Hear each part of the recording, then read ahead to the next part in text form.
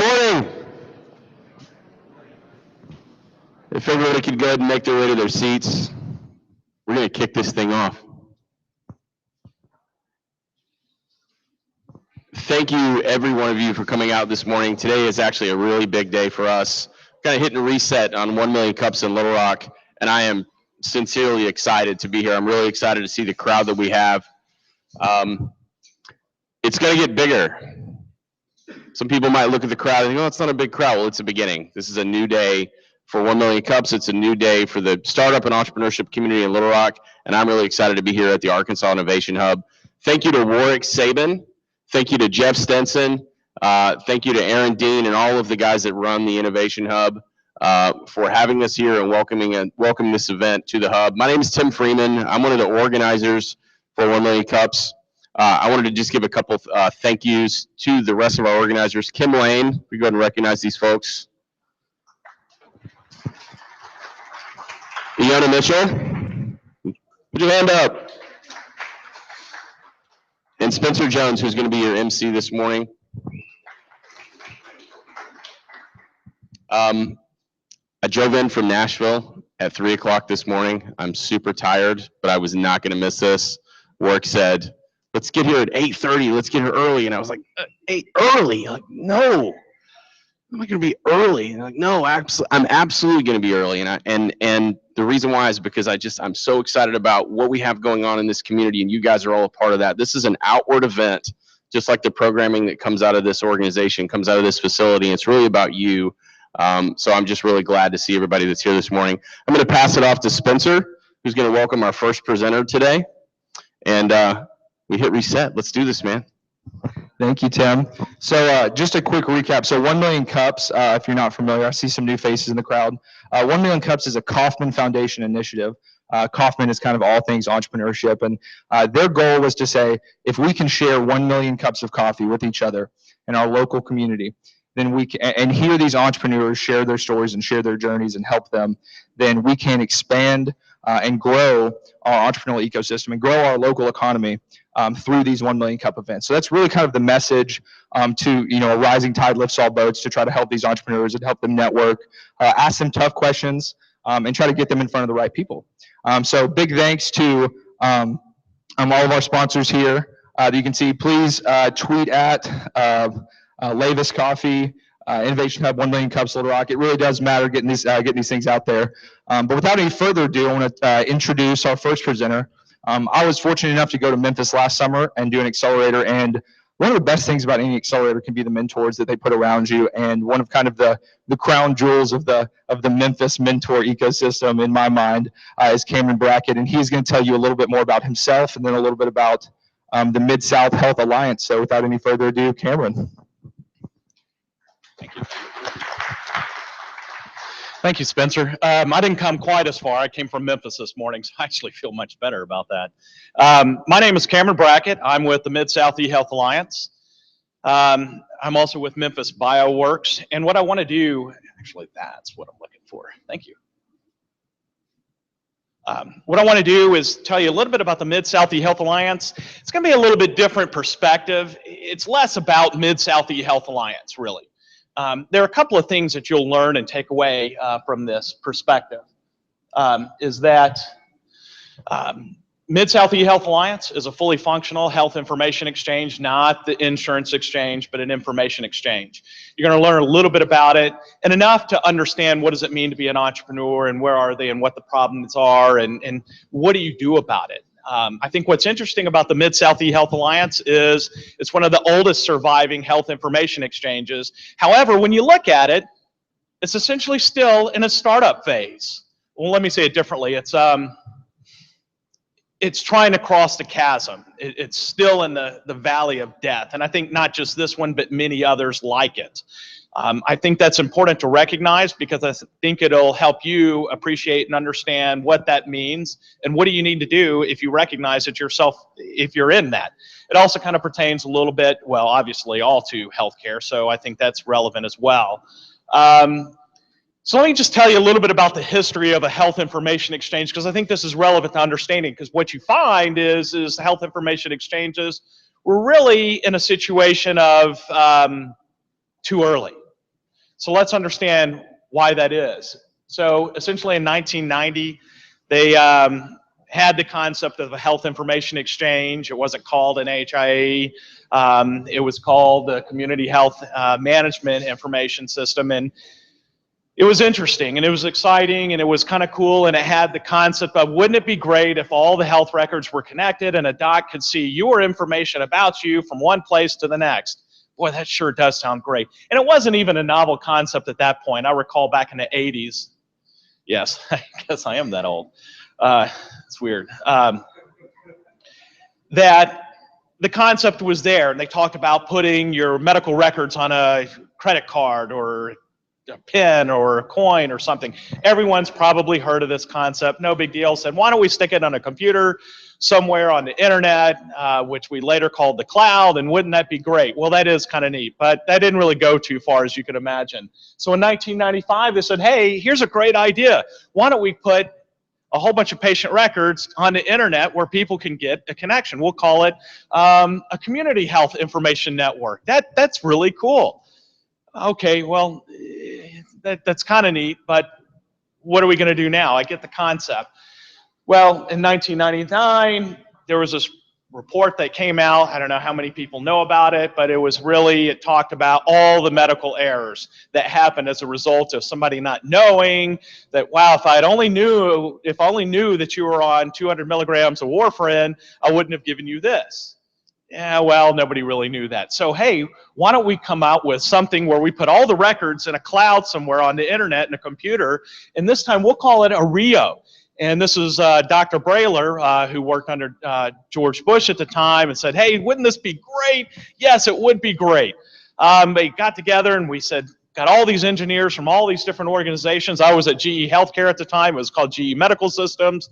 And the best thing that I thought we did was we got a whole bunch of engineers in a room and came up with, how should we make this thing work?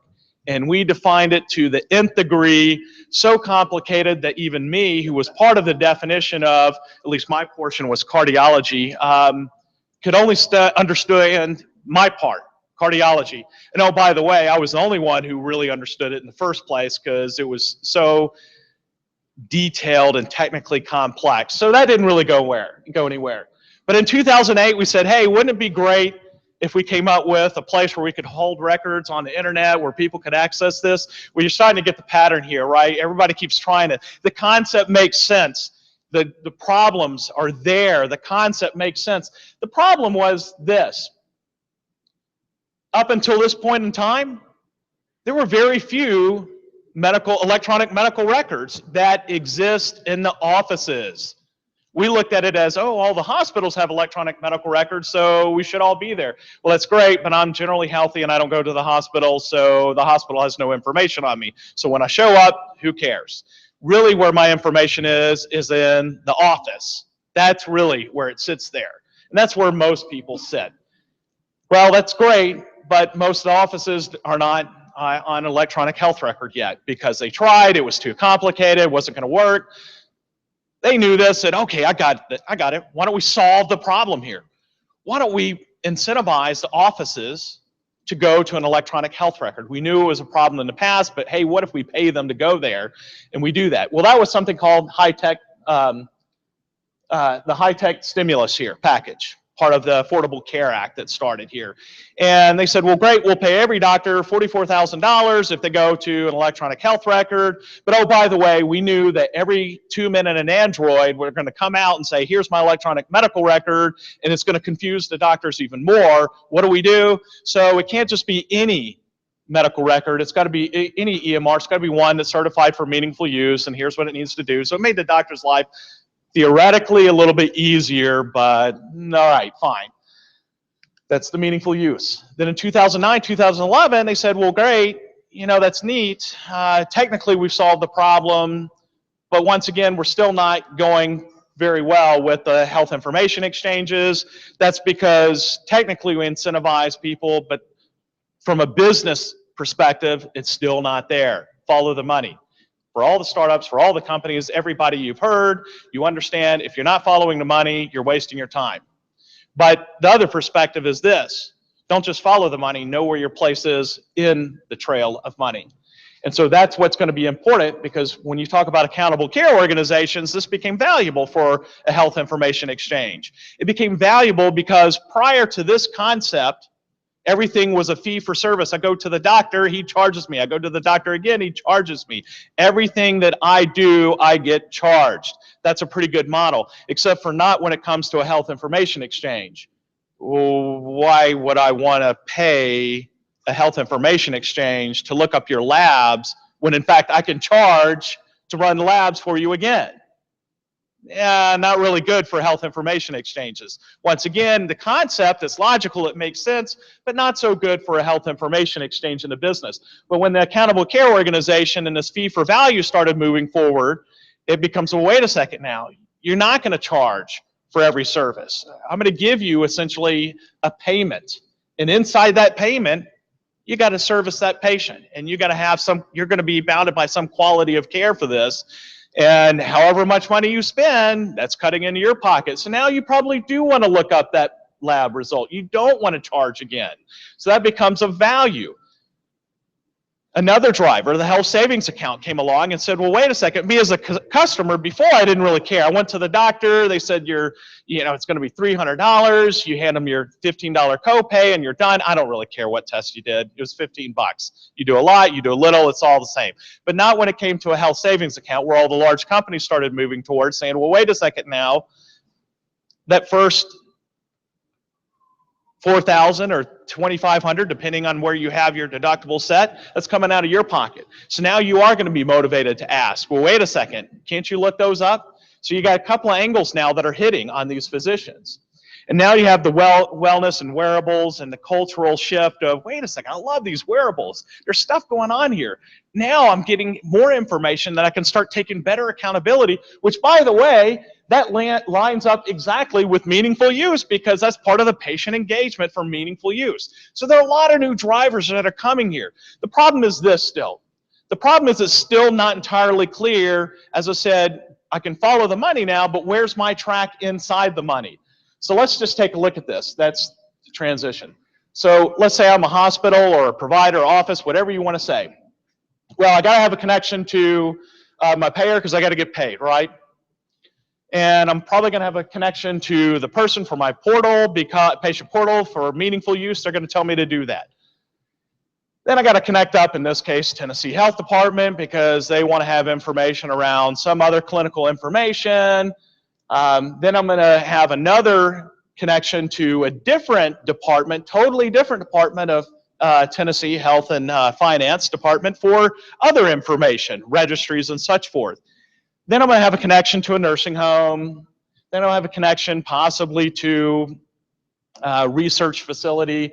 Then it turns out I have Epic. They say, well, great, why don't you spend a little bit more for Epic everywhere, and you can connect up to the rest of the United States, because when you do so, that one person that happens to be traveling in San Diego that needs your records at that point in time would be able to do so. Oh, well, wait a second, you probably also want Commonwealth, because not everybody's connected up to Epic everywhere. And you probably want the Sequoia project, because probably not everybody's connected up to either of those two. Then you probably want to do something with the university. Oh, wait a second, we're still exchanging data with the hospital, and another hospital. Pretty soon, for each and every one of those connections that you spent probably anywhere from $10,000 to $50,000 to get started, and a year-over-year maintenance fee of, well, now we're changing this, and now we upgraded the systems. How do we deal with this? It becomes a pretty costly and expensive proposition. But that's where the health information exchanges become a win for everyone. So now this is the value prop, really, that resonates well with people.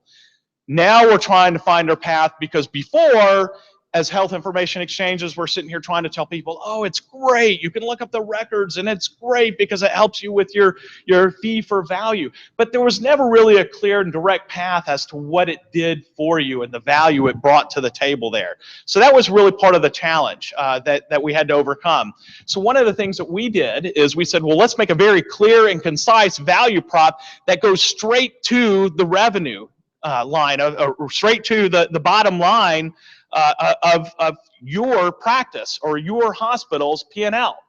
And that's where things started resonating. So instead of connecting up 30 different times, year-over-year maintenance and management, now you can connect up once and move all that pain and hassle to someone else. Now that resonates well to the value prop, because instead of spending, as I said, $10,000 to $50,000 per and probably 10 year-over-year maintenance, you're spending a fraction of that because you're only doing it once now versus 100 times.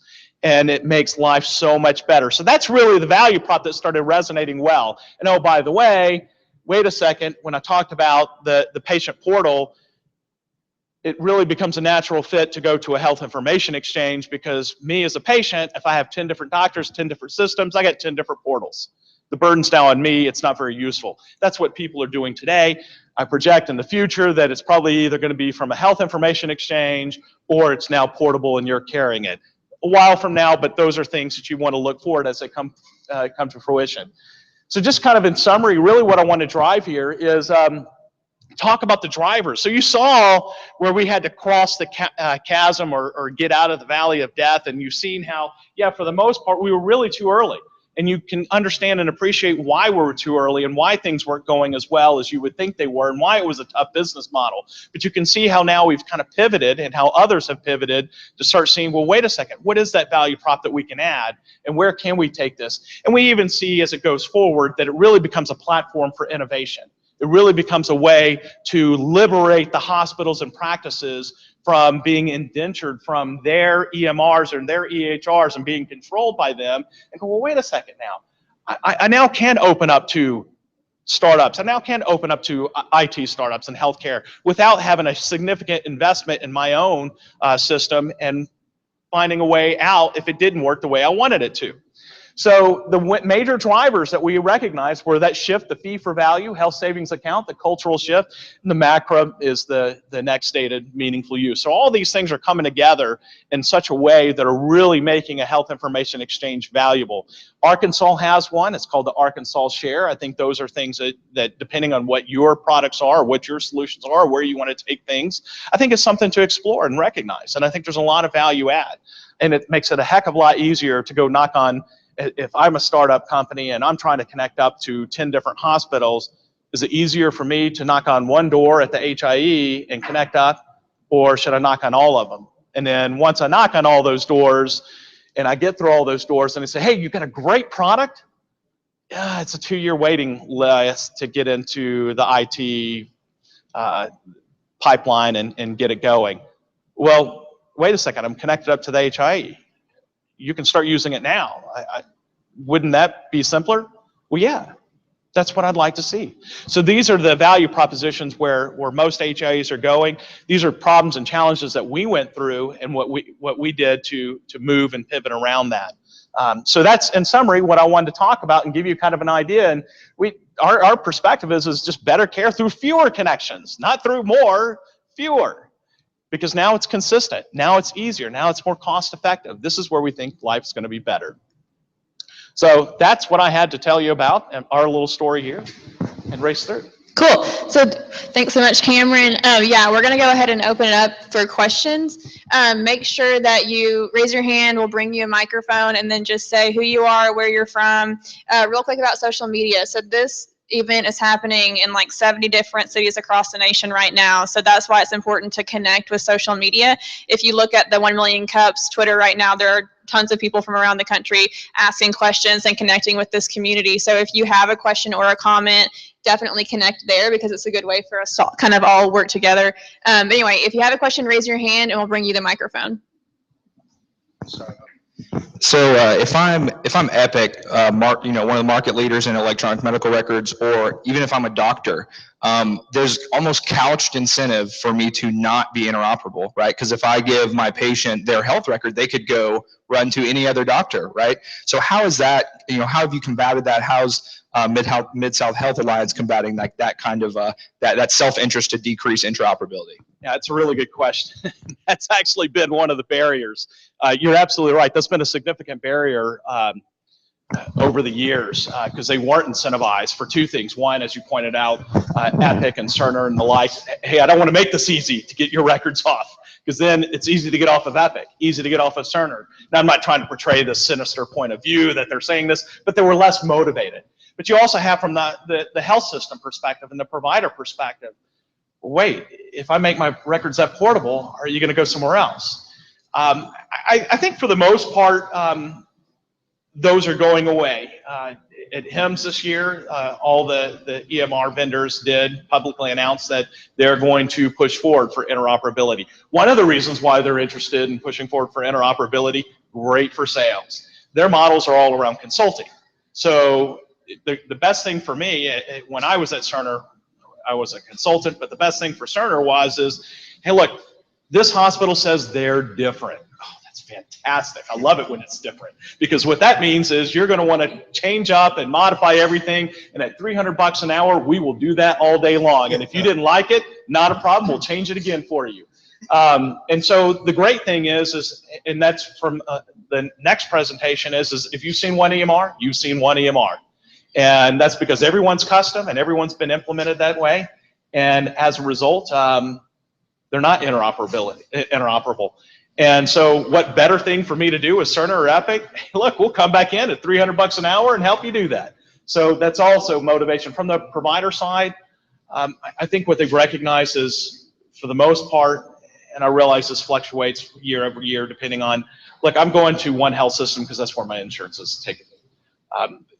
There are docs here, there are docs there. Can I really tell the difference between this system and that system? Probably not. And so for the most part, I'm going there for that. That does change on a greater HSA VAT perspective, but for the most part, the industry is starting to recognize they can't afford to practice that way. They need to practice on an innovation. So I think that's, I'm going to bring it to an end here with, I think the model and the perspective is for these providers is that it's now time for innovation. I can't try to keep you here from controlling you in this North Korean style of, we're just going to say you have no choice. We're going to take more of a capitalistic perspective. We're going to innovate, and we're going to want you to come here. We're going to want you to stay with us. And so I think that's where the world's flipping. Cameron, I'm Joe Calhoun. I'm an IP lawyer here in town. I have a kind of a related question what Spencer was asking. Okay, I have a related question what Spencer was getting onto. Of course, you want entrepreneurs to make it feasible economically for them to tap into the system, but you want, once they're no longer startups, they're out there making money. You want them to be compensated for their technological advances. Have the Epics, the Sequoias? Yeah, you mentioned that fewer connections and upkeep maintenance made it for cheaper.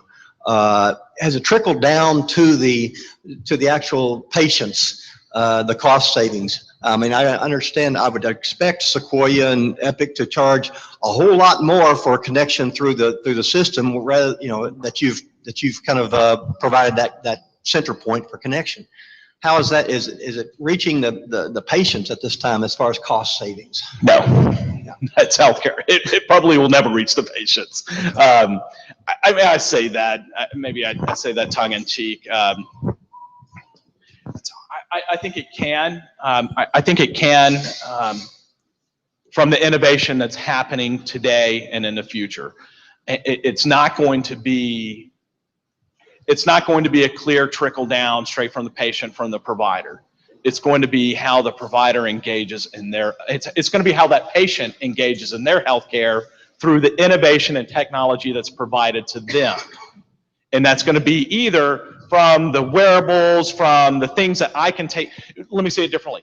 It's things outside what are the innovations and the technology that the patient can leverage outside the four walls of the institution. When they're inside those four walls, they're not going to see, my prediction is you're not going to really see that trickle down.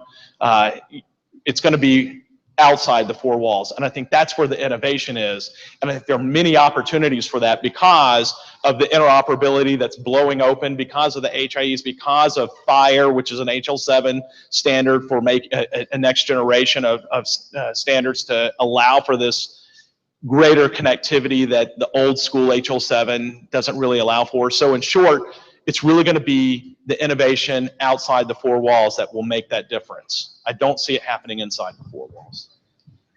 I find this very interesting. I am a retired physician, and we were early adapters of electronic medical records. And from my perspective, I think most of my partners would agree there was about a 2-year learning curve to really get fully up to speed on this. And then the Baptist Health System came out with Epic. We had another 2-year learning curve. Then St. Vincent's came out with their Cerner product, and of course, and then I practiced in Jacksonville, and they were talking about doing another part. Pretty soon you have physicians trying to operate their own electronic medical records, plus, however many hospitals they practice in, very different systems, and trying to keep them straight and find time to take care of patients. So is anything in this going to impact the physicians? The biggest complaint, the cost, $44,000 did not cover the cost of setting up electronic medical records. But the biggest complaint my partners had was the extra time in the day taking care of the accountability built into the system by the Medicare rules. So adding to that, plus the differences, is anything down the line going to shorten the time it takes to deal with electronic medical records from a physician standpoint? Paper was easy. This is hard. No, that's a really good perspective. I'm not going to be able to answer all of that because that's a pretty complex perspective there. I do appreciate it. I spent a long time at Cerner. I think there are a couple of things that I would say about that. I think that was one of the values, one of the indirect values that the high-tech stimulus had. So prior to the high-tech stimulus, the early adopters of electronic medical records in the office, it was so ungodly painful that people were just stopping. It just didn't work. It didn't work. It's that simple. And that's why they had to come up with the high-tech stimulus. Now, to your point, the high-tech stimulus was not enough to really make a difference. I don't really care. But what it did do is it did bring out every 2 men in an Android and say, wait a second here, I can do better than that. What can we do here? So the innovators did come out of the woodwork, and they did have some incentive to go, I want to give a shot at it. And so you did actually start to see new generation of electronic medical records that started to tailor towards the offices and make the workflow. And I think they did start to recognize, well, wait a second, we can do something different here. I think what they did is they still got mired down in the regulations and all the things you need to do, and that's certainly challenging here. I think, and this is one of the things I'm going to say a little later today, I think what's important and where a lot of these EMR vendors did struggle and still struggle is it's a bunch of engineers like me who didn't know anything other than, hey, I'm good at computers. I can do this all day long. And here's what I think it's going to do. Here's how I think it's going to work. But what I wasn't doing is I wasn't living a day in the life of the physician. I wasn't doing it myself. I was going, well, this makes logical sense to me.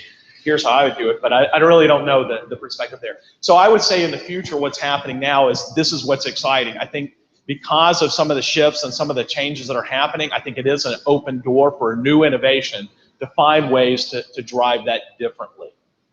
Last question. Yes, my name's Ansel Lee. I was the former Regional Extension Center Director for the state of Arkansas and sat on the board of the HIE Share here.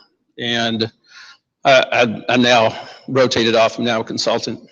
One of the things that I see, with HIE here in Arkansas is that, you're looking at entities that are very competitive. You're looking at Baptist, you're looking at Washington Regional, St. Bernard's, Jefferson Regional, that, who all wants to jump in that pool and give up, competitive advantage? You look at Baptist has, Epic, has their own world, and they're going to protect that. I think that it's kind of like Back to the Future. I think this is a great presentation, and one of the things I think is really we're almost going back to a Chin type environment where you have closed networks around the state, where you have a close network in and around Washington Regional, and you have a closed network in and around St. Bernard's as well as, Baptist, itself. So anyway, we've spent a lot of money on share here in Arkansas, and I'm afraid that we're not going to get anything from it. And that's unfortunate. However, I think the market has driven, the competitive market has driven these closed networks. And I think that's what we'll see here in the future in Arkansas. Just my thoughts. Your thoughts? Yeah, you're right. That those are some of the challenges that we face today. But I think with the drivers, the HSA, the fee for value, I think some of these things are making it different than it was in the past. It's going to take a little time for that to start matriculating to a point of it's finally arrived. But that's why the value prop is less about what we could do from a clinical perspective, but more of how can we financially help you as an organization? And that's the connect once or connect many times. And that's really what starts to resonate, because now you're attacking the dollars and saving money for them. But it is a complex scenario. And I didn't mean to drop all of it. I'd love to have a further conversation with you, but it's a complex situation. I think there's, once again, a lot of exciting opportunities. We're there at the beginning of a new revolution for innovation. And there's infrastructure. The question is can we educate and make people aware of the opportunities that are out there? And I think that there are some. And I think here what I'm seeing with the fact that you have Baptist and Blue Cross Blue Shield here together in the same place, that's a fantastic, that's the first big hurdle to get over.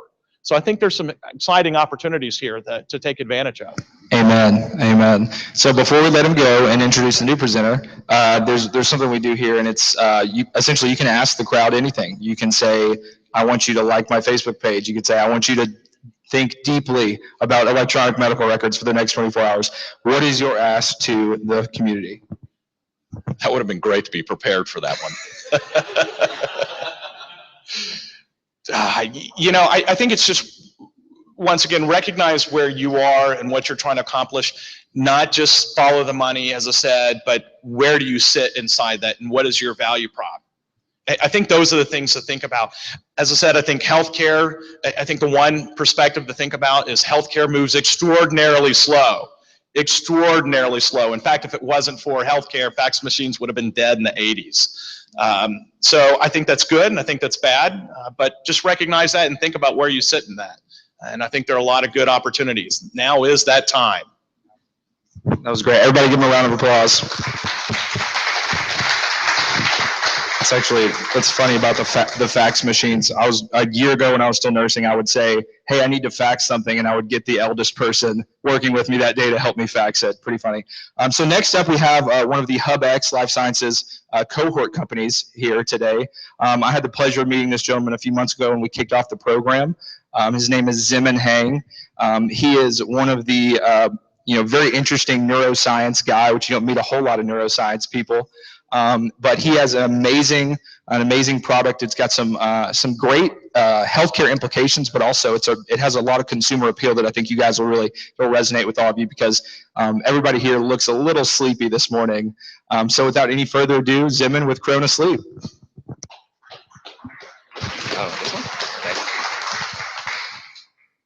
Thank you, Spencer, for the kind introduction.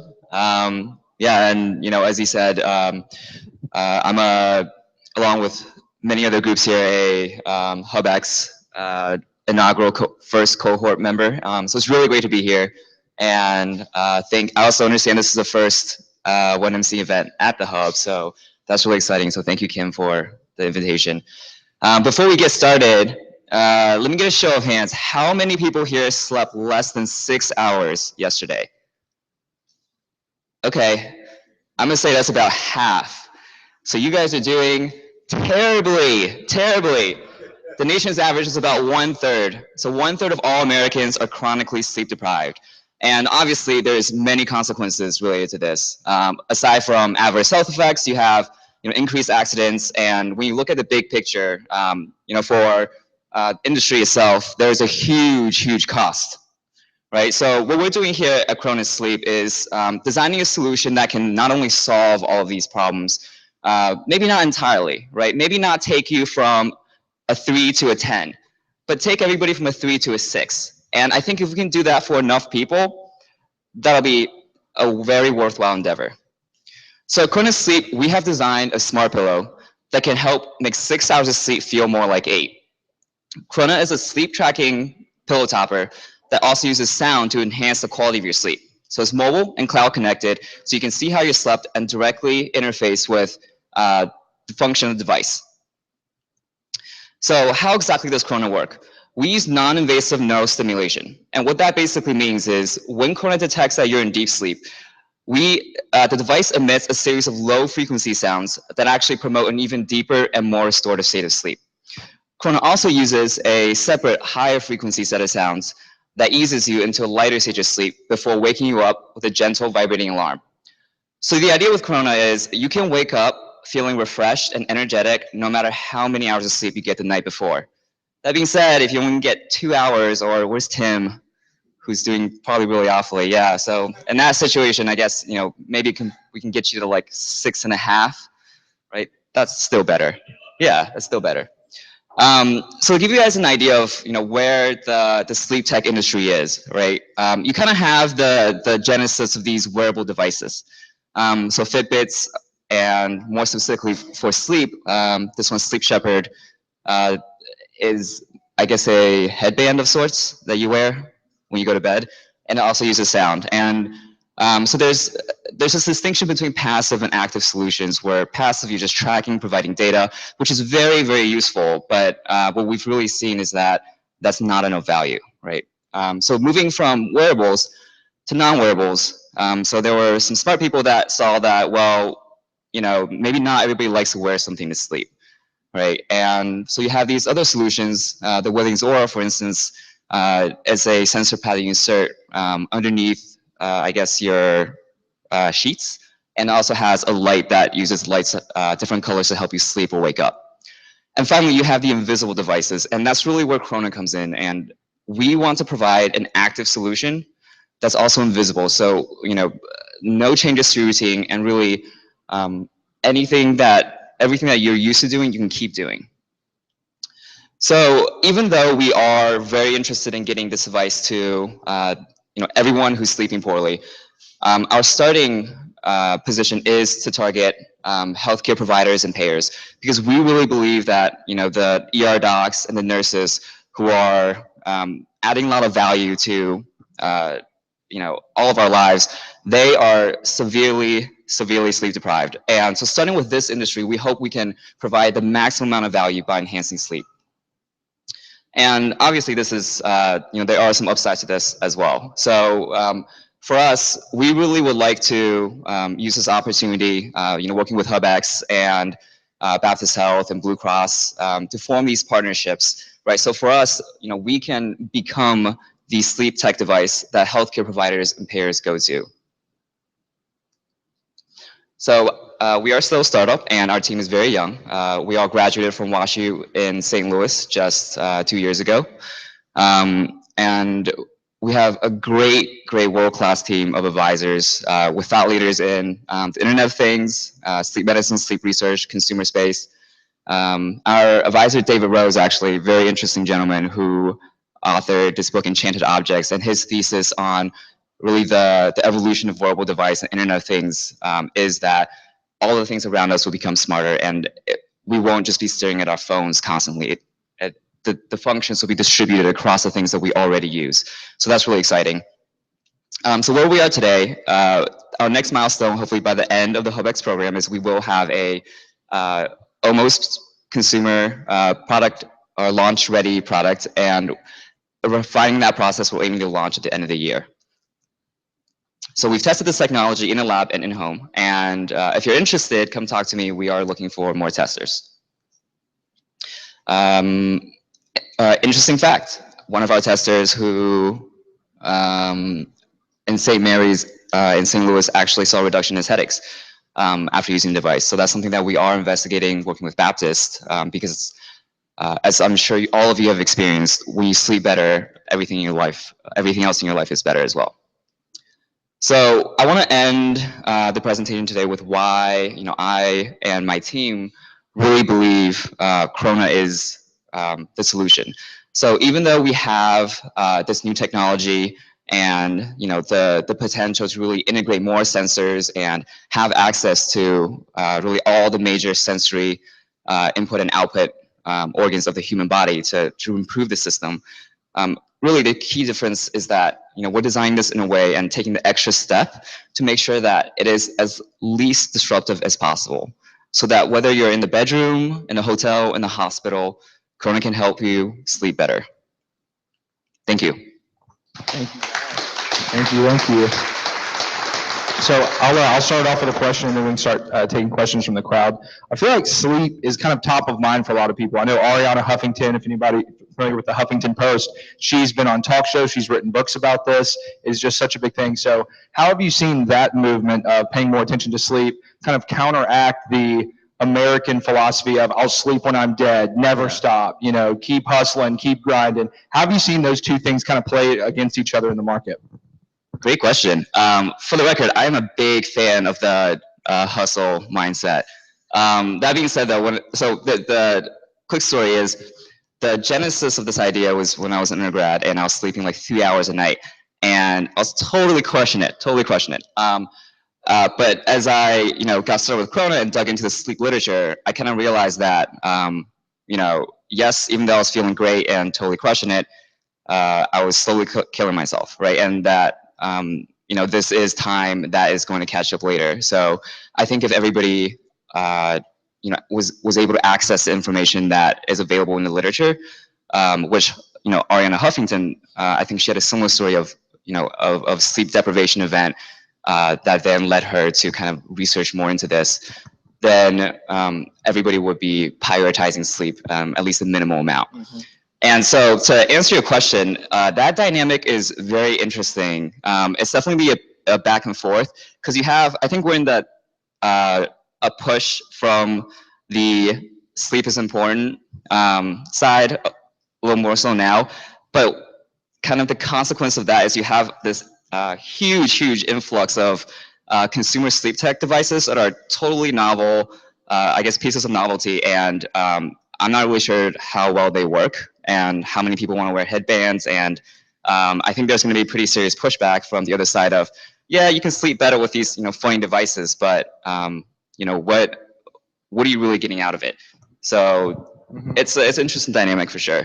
Yeah, Ariana Huffington, she collapsed during work because she was so sleep deprived and hit her head and was in the hospital, and that gave her this epiphany. But it really is, it's you once you realize what sleep means, it's like you feel like you're underperforming, you're not reaching your potential, and it's funny that people would pay maybe $100 for a sleeping pill prescription because it's take a pill, it'll fix it. But whenever you're actually saying, no, let us improve your sleep, they may be more hesitant because it's that mindset of, I'll sleep when I'm dead, I'll take a pill to fix it, So question right here. Go ahead. You've kind of already answered my question a little bit, but I've noticed that there's this huge key differentiator between your product and all the others that you mentioned out there that don't have this medical underpinning. How did you arrive at the idea to go that direction versus the obvious path that all these other people have gone and just go to QVC and try to sell a bazillion of them and make $1 million? Yeah, absolutely. So I think it's a combination of two things. One is my personal interests and passions, and two is kind of the circumstance that the company grew up in. So I really love neuroscience, and so my dad was a PhD in biochem. So I grew up, with neuron science, these magazines laying around. So I was just, really interested in that from the very beginning. And then, so we are, so Corona Sleep is a company, to the second point, founded in St. Louis, and St. Louis has a growing startup scene, but in these very specific industries, so biotech and life sciences. And trying to create this consumer type device, there were a lot of moments when I wished there was somebody from the West Coast who told me these insights on consumer oriented design and, making a product that people actually like to use, right? And as opposed to this more regulated linear development path for, biotech and these more, I would say consistent development path. So being in St. Louis, there were a lot of resources pushing us towards this medical route, and and adding this research validity, and taking the extra time. So it was a combination of these two things. Well, I think it's great that you're taking the medical route, having worn the Fitbit in the past and never really convinced that it knew when I was sleeping or not. I'm curious how you have used your EEG technology to figure out how to, and I'm not sure what your device looks like. It's a pillow or it's a pillow cover or whatever it is. How does it know when the individual is sleeping or awake? Yeah, it's a pillow topper. So you put it inside your pillowcase on top of your pillow. So with the EEG, that was a controlled lab study that we conducted at WashU. So for that, we tested. I mean, it was placebo-controlled, double-blind, and we tested the intervention of when the device was active versus sham, and we measured, in addition to EEG, also performance metrics for memory. And the idea is, if the device is working, we should be able to see gains in memory performance and gains in, or rather increases in the amplitude of the slow waves that are indicative of deep restorative sleep, right? And the preliminary data shows that that does happen.